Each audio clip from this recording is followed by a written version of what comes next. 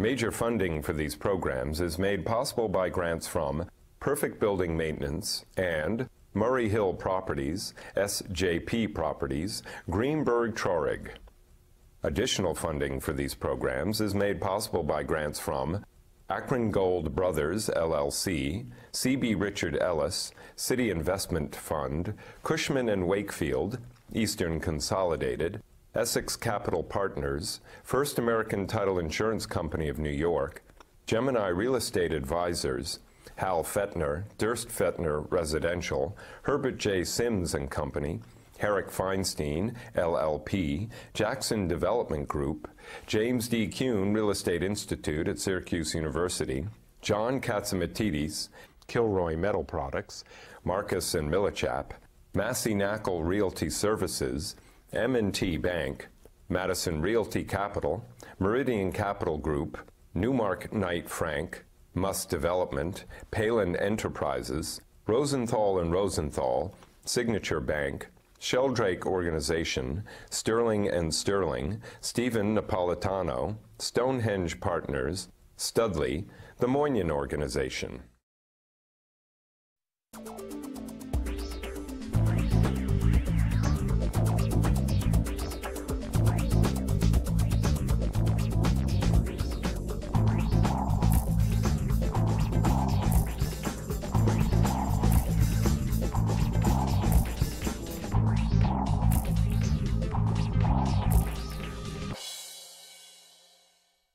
Hello, my name is Michael Stoller, host of the Stoller Report, Real Estate Trends in the Tri-State Region.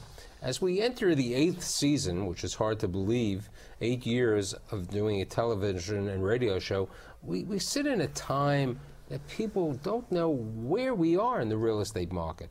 Are the prices high? Are they low? How bad is the credit market? How's everything happening? So I've assembled today 4 individuals with all unique thoughts, needless to say, who have all been on my show in the past to give us an idea of what kind of shape are we really in.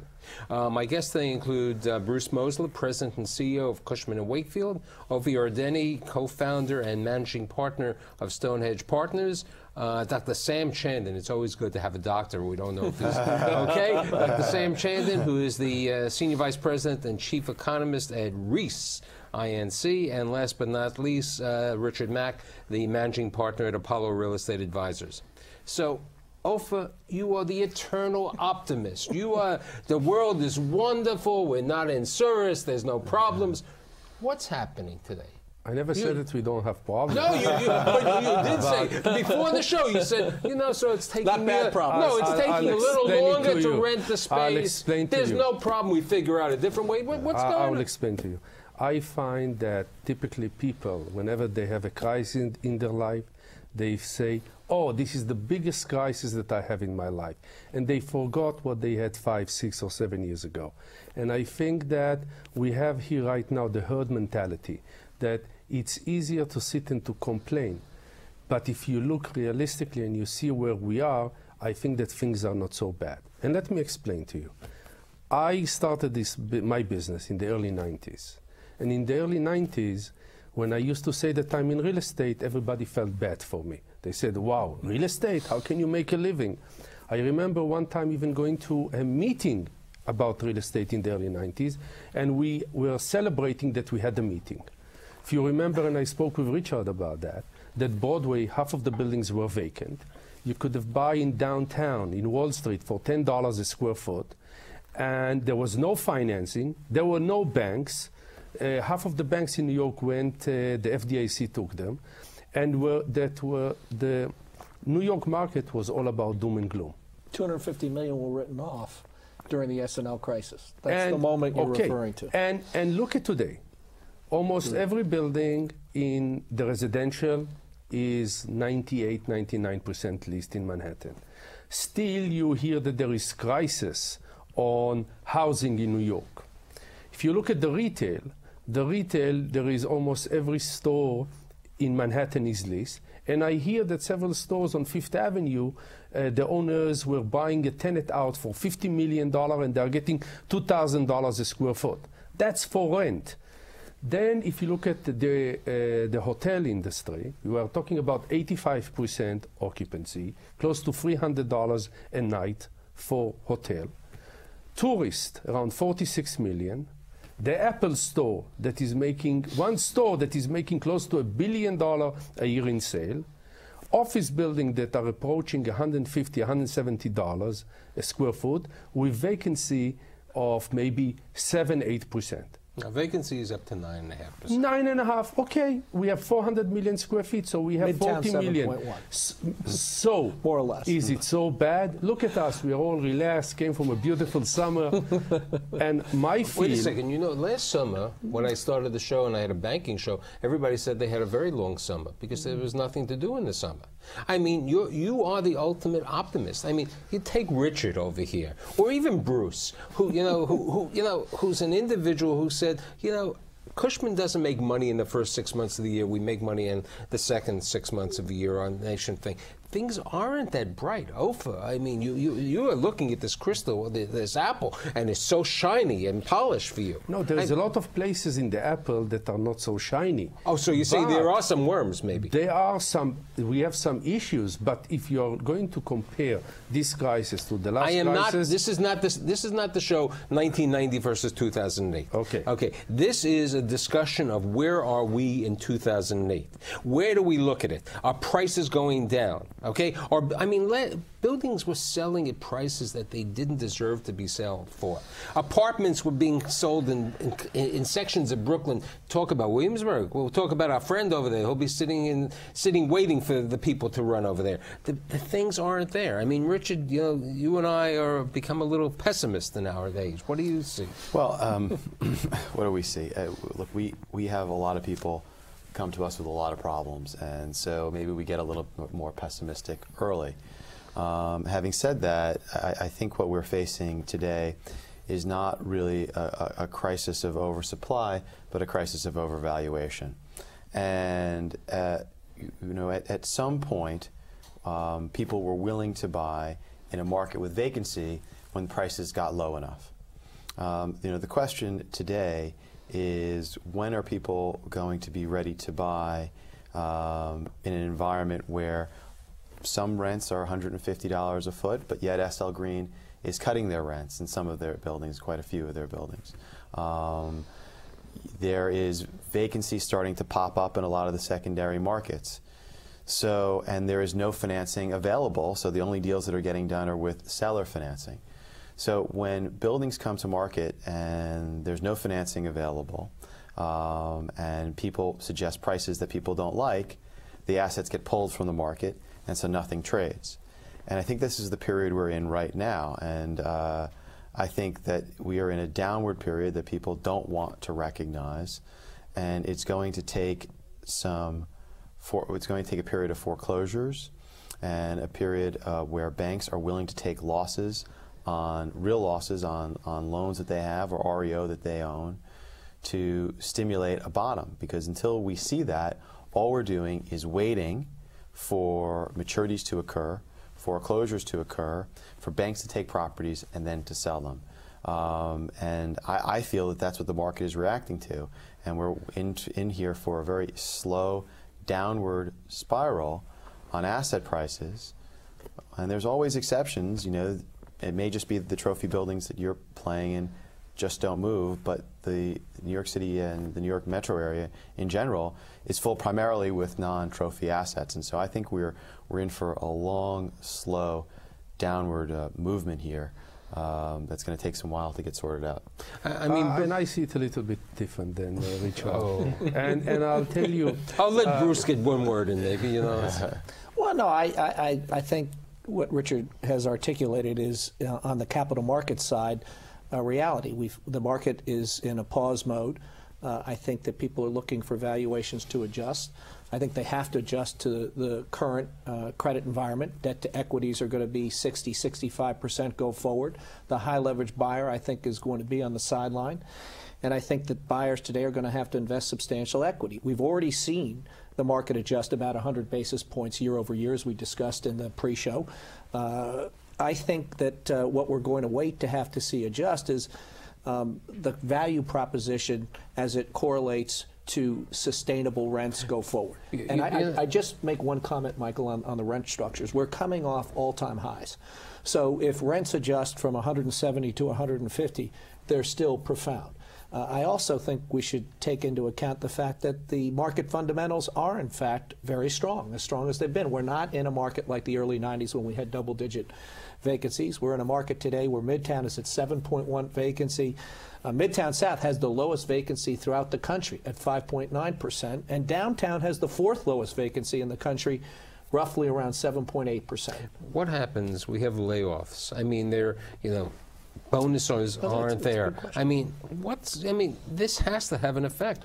What's going on today? It will have some effect, Michael, but I know you don't want to do this moment in time compared to the early 90s, but can I, for a moment, draw one comparison? In the early 90s, we did see substantial vacancy in Manhattan, somewhere between 20 and 25 million square feet, plus shadow space. That was almost 50% of the total market. We don't have that now. We've had such a discipline and a lender discipline in place for spec property as it relates to the central business districts that we've built these strong fundamentals. And as it relates to sublease space, I think institutions this time around are taking a closer look at, a longer look at putting space on the market and cutting jobs. Although we have seen substantial job cuts, I think people are trying to hold on, wait and see, and make the job cuts as they have to. So we'll see how long and if this economic downturn is going to sustain itself, because the longer it goes, I think the tougher those decisions will be. Sam, how long is it? You're the economist. I mean, we're just the business people. We don't have that. It's absolutely. I think this points to a very critical point in terms of understanding how every downturn for our sector, for the economy, is unique, and how any type of comparison will inevitably lead to problems in analysis. There is softness in demand, as we would expect, and that's putting some pressure on the fundamentals. In general, we don't have an issue around oversupply or a lot of inventory coming online over the next couple of years, and that is tempering the extent to which fundamentals are deteriorating. The closer we get to the center of any primary market, like New York, and if we look at Fifth Avenue, if we look at the areas around the plaza, we're inevitably going to find that in a flight to quality, fundamentals, pricing is more stable. Once we look more broadly outside of Manhattan and out of New York City to the region as a whole, I think we'll observe a greater level of distress. But in general, we don't view a deterioration in fundamentals as being the most significant potential strain on the performance of the sector. Rather, it's, as Richard pointed out, an issue of there being asset pricing which will go through an adjustment process. And the question that arises then is, will that adjustment process be one that is orderly, or will it be one that occurs under conditions of duress or distress because of issues around debt financing and refinancing? I think that's a very important fact. I mean, investment sales this year are down at least 50%. 59%. Okay, 59%. So, you look at that. Why? There isn't debt. There are fewer buyers. The banks are out of it. There are no CMBS. I don't think that it's fewer buyers. The buyers are available. It's the lack of debt. I think it's also the quality of a buyer, Ofa. I mean, there were the amateurs. We've seen these type of people who come in there. This is when I wanted to respond back to Richard. One, I'm not expecting to have in New York a flood of foreclosure. If you will have one here or one there, you will be able to count them on one hand, versus that we are going to have a massive foreclosure. I'll tell you where we are now. The recent property, the McLeod's, wouldn't have been a foreclosure? You don't believe that these properties with the amount of debt that was on there would not have been a foreclosure if Deutsche Bank didn't take back? I will tell you one thing. It doesn't necessarily need to reach the point of foreclosure. If he didn't have a one-year debt, it wouldn't have been the situation. If he had a 5-year debt, you would have not seen him talk about the macro. Well, but that's the situation. It's the debt that he was not able to replace. But you asked me a question where we are, and I'll give you an answer so you can all be optimistic. We are like in the ocean right now. I want to be optimistic. Because we all want to be optimistic, but we want to be realistic too. Used to live next to the beach. And let me explain to you, when you have waves, and the waves cannot always go higher high. The waves has to come, and at the end, they crash and go down in order to get get momentum to go up again, and another wave come, and a bigger wave, and a bigger wave. The same thing very is with valid the point. So when are the waves going to get down to go up? My feeling is that at early 2009, we are going to have already a big correction, and as I said before, the correction in Manhattan is going to be like in a speedboat. It will be so quick that people are going to see it and say, wow, we missed it. It turned so quickly. And you know what? I realized that when I missed a deal 2 months ago, when I was bidding on the building, the Wimbledon. First, it's on 82nd Street and 3rd. First of all, I wanted to buy it because I wanted to be the first Jew or Israeli to win the Wimbledon, you know. But unfortunately, it wasn't Harold Solomon when he was It was 200,000 square feet. And here you see J.P. Morgan come and buy this property and pay $800 a square foot. Now, I'm sure Richard didn't even bid on this property because at $800 a square foot, he can't see any value. Now, J.P. Morgan, they are smart guys. They are not converting the building. I was bidding on this property. I was bidding like around 140 because I thought that nobody is there. And that was my mistake. I took for a second, for 5 minutes, an attitude that I'm the only buyer in the market. And I missed. And JP Morgan is going to make a fortune on this building because they are going to create the value and they are going to increase the rent. But Offer makes a point that I think we shouldn't lose, which is that there is substantial capital on the sideline. The capital on the sideline, some say, is upwards of $1 trillion. I don't know precisely what the equity value of those dollars are, but it is clear that it's waiting to move. The issue on the table at the moment is what will cause buyer and seller to come together in recognition of the new value proposition. That's what I think is holding the market back today. Fundamentally, there's plenty of capital. Debt in the future, you're going to have to be prepared to leave more debt in the deal. Fact of life. The U.S. dollar is a major factor. Foreign investors want to invest. We're a safe haven. Cap rates are continuing to come up. They're 4.5% today. Maybe they move slightly. What's happening? The dollar is getting stronger. Certain foreign investors are not investing as much. The foreign investors, the Irish investors who are major investors in America, are not investing. The banks. The dollar will get stronger. It hasn't strengthened, but it's happening substantially at this point. It's showing. It's tied very tightly to the valuation for oil. So as oil prices come down off of their $147 peaks, you see that the dollar's value is improving. There's also some slowdown, particularly from the European economies, from Ireland, as those economies begin to experience an economic slowdown as well. But it's certainly the case that there are a great diversity of participants in the market who look to New York and a couple of other major metropolitan markets around the United States as potential focus areas for their investment in the United States. New York benefits. 49% of all acquisition in the first half of this year has been foreign investor. But the foreign investor, in my mind, and I said it from your first show until I think any show, my 228th show, that the European or the Middle East or the Israelis that are investing here, they are not investing because the dollar is weak or the dollar is strong. They are investing here because of stability. Sure. You can go to Paris and buy half of Paris and they will always look at you as a foreigner. Versus you can come to New York, to Manhattan, and you buy one building, and you are a local partner. So the stability of owning the timing in New York. of the choice. You brought up part of the show about the foreign investors. Yeah. You said we were talking about foreign investors, certain of your own countrymen who came to America recently, who may have purchased incorrectly. What happened? First of all, every Israeli that invested in the United States did a brilliant deal. And I'm sure they all bought great location, great buildings. And sometimes for a foreigner it's very more difficult to come to buy here. But what about, we were talking before, Richard, you and about the recapitalization by certain of these foreign investors recently on their transactions. What's happening? We talk about office. We haven't. What about the cost overruns in condominiums today, which are taking place? Well, and this other times, and the cost of steel, and all of this. You buy these established assets. You don't do development. You're not looking at. We're looking at it this way. I know you've never gone to Brooklyn. I remember you never go to that part of it. But go to Brooklyn and Queens. They're not selling apartments in Brooklyn like they were. They're not selling. They're not leasing. It's a different market. Manhattan, we're on the 5 boroughs. We're in East Hampton, Greenwich. We air, as you know, all over the country and the world. So there's a different market. I'm looking at where we are today, and you're saying the wave is going to come over here, and it's going to be beautiful.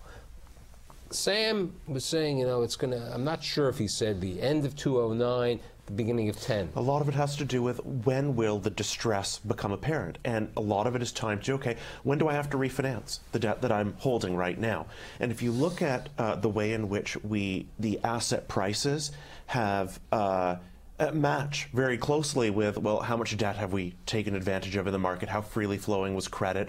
A lot of that debt begins to come to the point of refinancing later in 2009, 2010. And if the markets do not ease or have not eased substantially by that point, we do face a challenge in terms of the matching process between this true diversity of participants in the market who do bring a lot of equity to the table, but what they view as appropriate pricing, and the folks who are really holding the assets and have to let go under conditions that are suboptimal for them.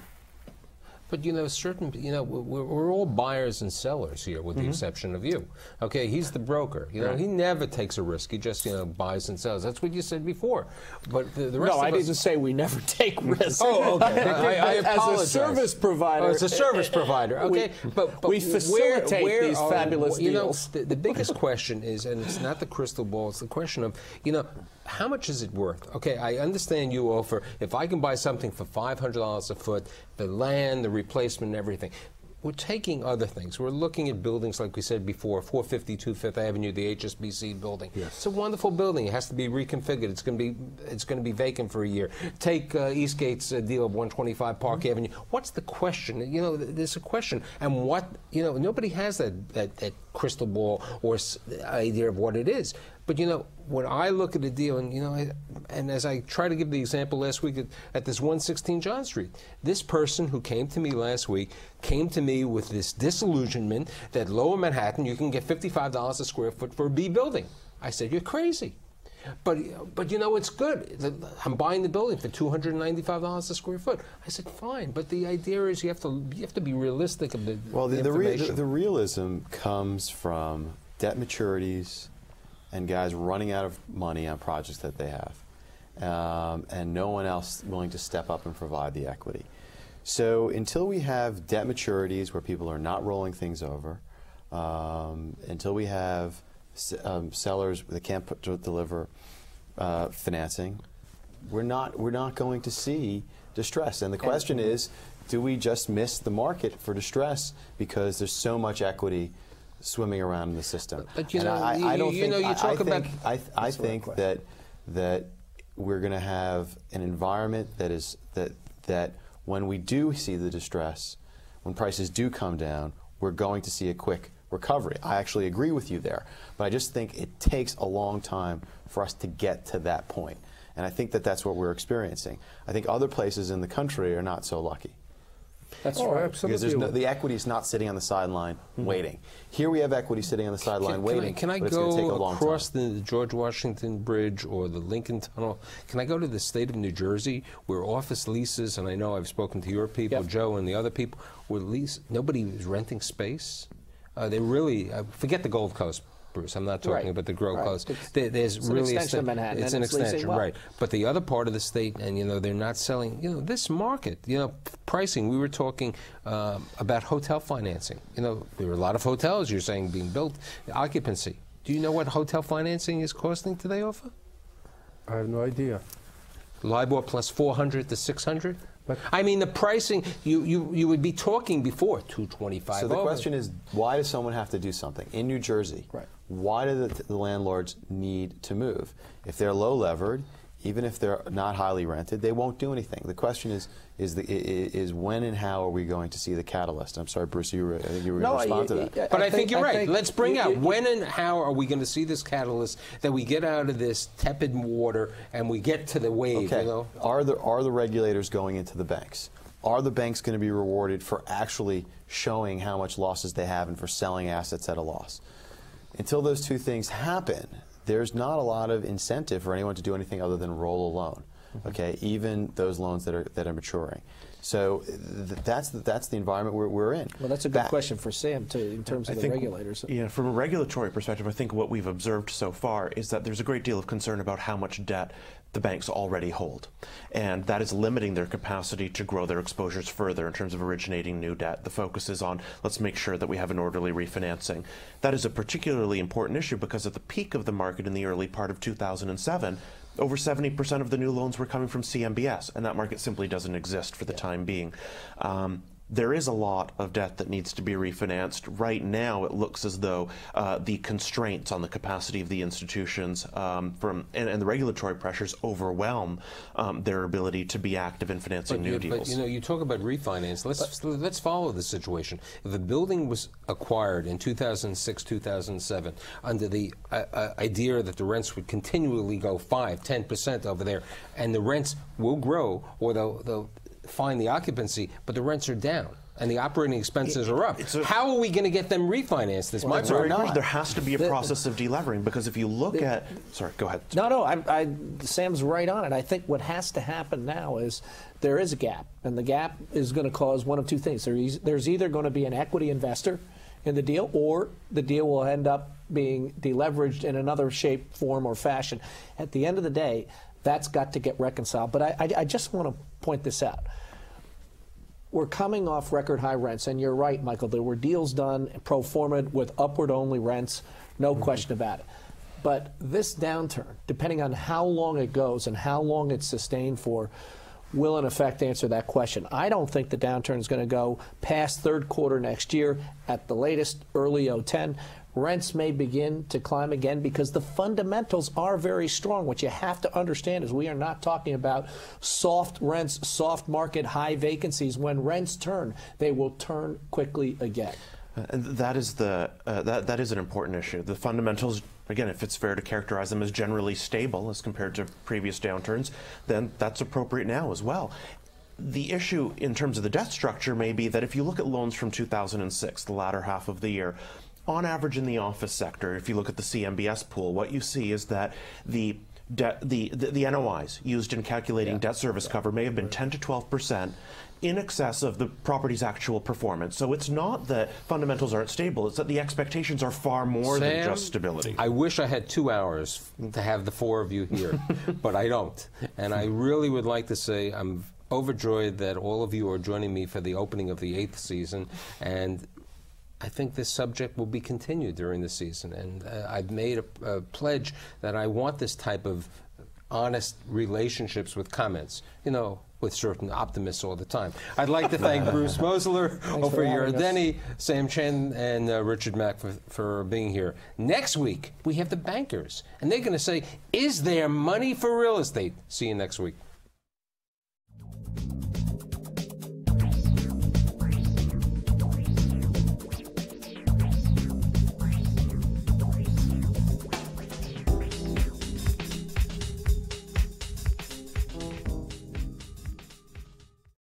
Major funding for these programs is made possible by grants from Perfect Building Maintenance and Murray Hill Properties, SJP Properties, Greenberg Traurig. Additional funding for these programs is made possible by grants from Akron Gold Brothers, LLC, C.B. Richard Ellis, City Investment Fund, Cushman and Wakefield, Eastern Consolidated, Essex Capital Partners, First American Title Insurance Company of New York, Gemini Real Estate Advisors, Hal Fetner, Durst Fetner Residential, Herbert J. Sims and Company, Herrick Feinstein, LLP, Jackson Development Group, James D. KUHN Real Estate Institute at Syracuse University, John Katzimatidis, Kilroy Metal Products, Marcus and Millichap, Massey KNAKAL Realty Services, M&T Bank, Madison Realty Capital, Meridian Capital Group, Newmark Knight Frank, MUSS Development, Palin Enterprises, Rosenthal and Rosenthal, Signature Bank, Sheldrake Organization, Sterling and Sterling, Stephen Napolitano, Stonehenge Partners, Studley, the Moynihan Organization.